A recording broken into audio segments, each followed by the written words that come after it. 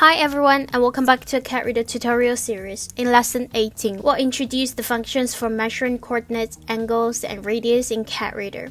These tools allow you to quickly measure the values of coordinates, angles, and radius from your drawing. First, open a drawing in CADReader. Go to Toolbar, select Measure, and then choose the coordinates.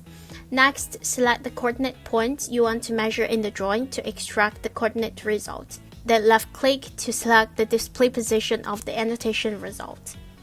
Next, let's measure the radius. Click the radius function, then place the mouse cursor on the radius position in the drawing.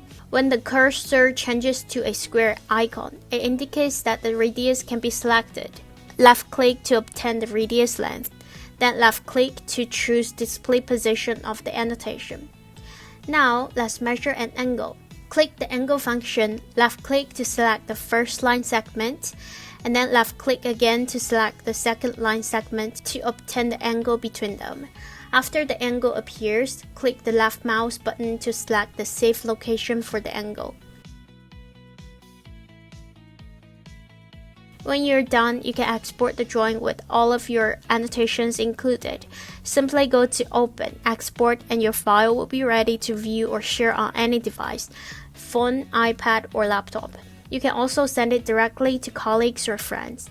Alright, that's all for this lesson. Thanks for watching, and I'll see you in the next video.